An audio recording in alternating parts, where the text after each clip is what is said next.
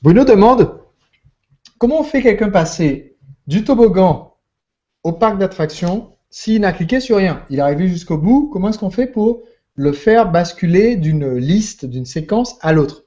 Eh bien, dans à peu près tous les outils de contacticiel ou d'autorépondeur, il y a une fonctionnalité qui permet de faire ça. Dans SG Autorépondeur, on peut dire quand il arrive au bout, envoyez-le là-dedans. Sur Aweber, en utilisant des outils comme AW Pro Tools, qui est l'outil que j'utilise dans mon compte Aweber, eh bien, je peux dire si le prospect est arrivé au bout ici, eh bien, un jour plus tard, ajoutez-le dans une autre liste. Si le prospect est arrivé au bout ici, un jour plus tard, commencez à lui envoyer le podcast. Ou alors, on peut lui envoyer à nouveau la séquence de parc d'attractions parce qu'entre-temps, elle aura un peu évolué. Donc, c'est une question d'automatisation. Les outils aujourd'hui sur Internet permettent de le faire. Bruno demandait aussi, est-ce qu'on laisse les gens qui ont cliqué ici, qui se sont segmentés en cliquant, est-ce qu'on les laisse dans cette séquence ou est-ce qu'on doit les retirer? En fait, on va toujours configurer notre outil pour que quand quelqu'un est en train de regarder tout le contenu gratuit et clique sur un sujet spécifique, eh bien, il va sortir de cette séquence et recevoir que ça. Dites-vous bien que quand quelqu'un est dans un toboggan, il ne reçoit que les mails qui parlent du sujet du toboggan. On ne lui envoie pas d'autres types de mails. Imaginez quelqu'un est assis dans un toboggan, descend à toute vitesse. On ne tend pas le bras en face de lui en disant « Hey, regarde ça !» Parce que sinon, qu'est-ce qui va se passer? Il va se retrouver la tête la première dans ce que vous lui tendez et ça ne va pas du tout lui plaire. Donc, c'est ce qu'on évite. Ici, on est en train d'envoyer un message centralisé sur un sujet qui intéresse particulièrement notre prospect. On ne va pas l'assommer avec quelque chose qui n'a rien à voir. Donc, quand il est là-dedans, s'il clique pour recevoir ce toboggan-là, eh bien, on arrête de lui envoyer ce message-là. Et ça, le système d'autorépondeur le fait automatiquement. Il n'y a rien à faire manuellement, surtout pas. C'est automatisé. Quand il clique là, hop, il sort, il va là-dedans. Et quand il a fini d'être là-dedans, hop, il va se retrouver à la suite dans le parc d'attractions. Donc, il ne reçoit pas tout le temps les mêmes 3 premiers mails. Si à chaque fois il clique, non. Il va se retrouver à la suite. Donc, ça a plus de sens et c'est plus naturel. Ensuite, Florent demande sur quel système est-ce qu'on implante mes conseils? Est-ce qu'il faut utiliser PrestoMarket ou WordPress ou d'autres systèmes, etc. Ce que je conseille peut marcher avec n'importe quel site web pour héberger vos sites. N'importe quel site web, ça fonctionne parce que la machine, la partie vivante de la machine, c'est tout ce qui se passe par mail. Et tout ce qui se passe par mail peut être utilisé avec à peu près n'importe quel outil d'autorépondeur. Il faut que ce soit un outil qui permette d'automatiser.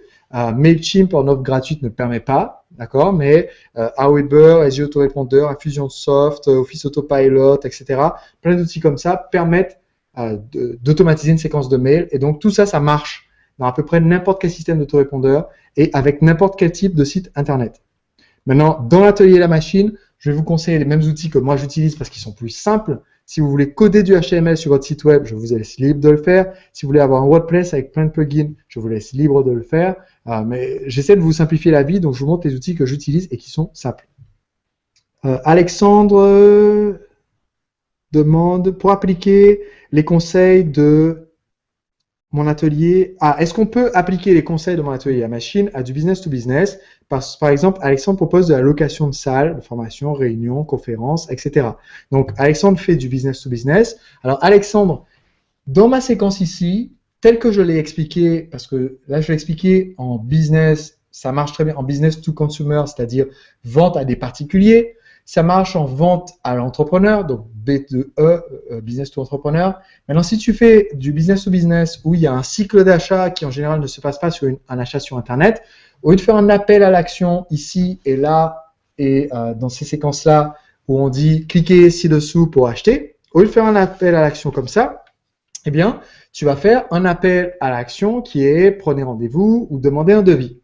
Donc, tu peux utiliser une structure comme ça pour la machine. Par exemple, j'ai un client qui m'a dit qu'il a été obligé d'adapter cette idée de séquence parce que lui, il vend en business to business, mais il a besoin d'avoir une conversation téléphonique avec un être humain pour pouvoir conclure la vente. Et bien, donc lui, le but de sa séquence, c'est le but des mails qu'il envoie. Lui, il envoie sur LinkedIn, par exemple.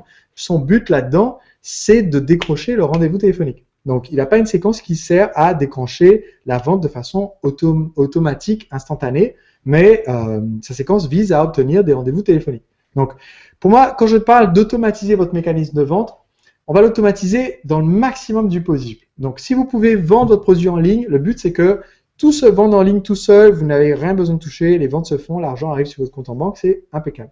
Si maintenant vous avez un process de vente où vous avez besoin d'être au téléphone ou de rencontrer quelqu'un, mon but pour la machine, c'est que vous ayez des rendez-vous qui vous tombent comme ça automatiquement toutes les semaines via la machine. Donc, c'est pas une machine qui va générer des transactions PrestoPay, PayPal, Clickbank ou autre. C'est une machine qui va générer des rendez-vous, des appels téléphoniques, des coachings gratuits pour que vous ayez seulement à conclure les ventes et ce soit la seule partie que vous ayez à faire.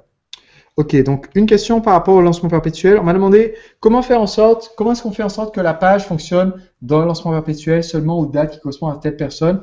Comme je l'ai dit, il y a certains outils, moi j'en ai codé un personnellement et ensuite qui a été adopté par Prestopage. Il y a d'autres outils qui permettent de faire ça, qui permettent de créer un lien qui est valide juste pour cette personne-là. Donc, je vais t'appeler Bob, parce que ton pseudo commence par 2 fois la lettre B. Donc, Bob, pour répondre à ta question, c'est pas que ma page de vente ne fonctionne pas le reste du temps, c'est que j'ai une adresse spéciale, une adresse web spéciale pour ma page de vente, qui n'est accessible de ce monsieur-là spécifique que pendant une période donnée.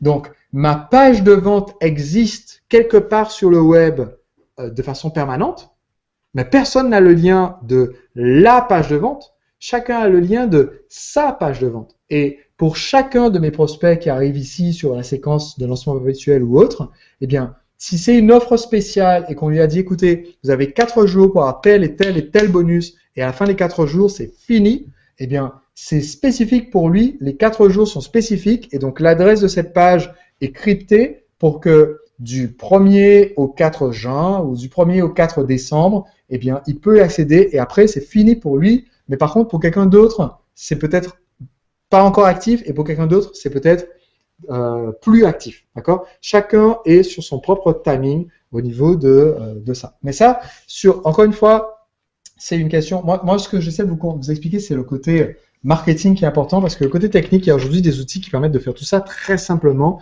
et de juste dire, ok, je veux que ça soit accessible du 7e au 10e jour, hop, et ça vous donne le lien et vous mettez le lien dans le mail.